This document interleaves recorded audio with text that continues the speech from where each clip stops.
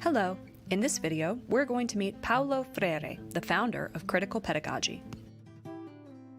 Freire was born in 1921 in Recife, Brazil. His ideas about the role of education in political freedom eventually became some of the most significant contributions to what's now known as critical pedagogy.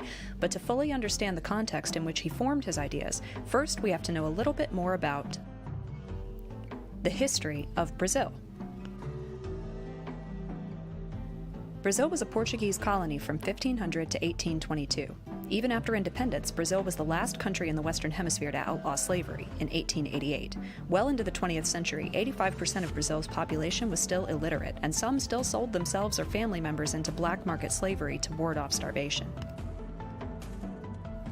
Freire's family was middle class when he was born, but the economic depression of the 1930s wiped them out. When Paulo was 10, the family had to move to a smaller, cheaper city on the outskirts of Recife. It was nearly a decade before their fortunes improved.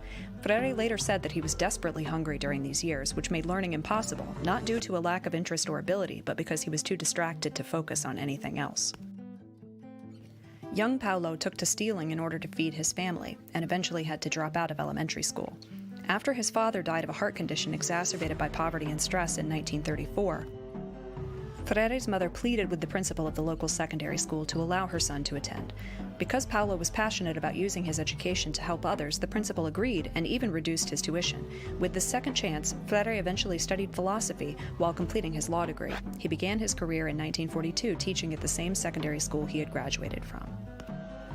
In 1947, Freire became the director of the Department of Education and Culture and began conducting literacy programs for poor adults. It was during this time that he developed his major ideas about the relationship between oppression, literacy, and educational praxis. Freire's educational philosophy harshly criticizes what he terms the banking model of education, which sees students as passive, empty receptacles to be filled by the wise, all-knowing teacher. Freire linked this model of education to the socioeconomic and political relationship between oppressor and oppressed, which he experienced firsthand during his years of poverty and hunger. Building off of Hegel, Marx, and others, Freire's ontology states that the ultimate goal of all persons is to increase, not decrease, their humanity.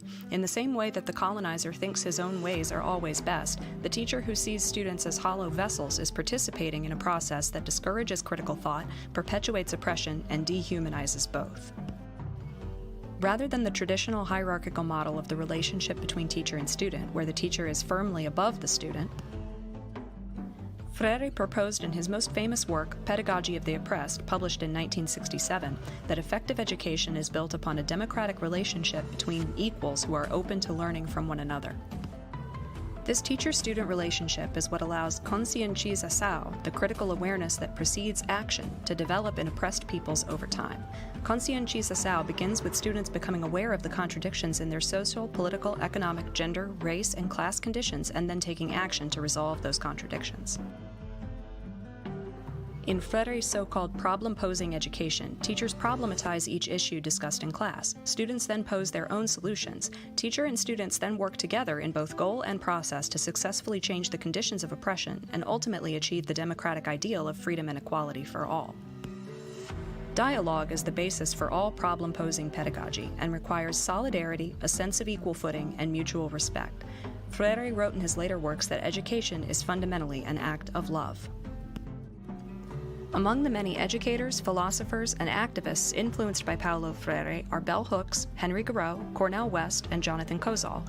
Pedagogy of the Oppressed has been translated into 17 languages, and its emancipatory teaching model has been adopted or adapted in many previously colonized countries on every continent on the globe.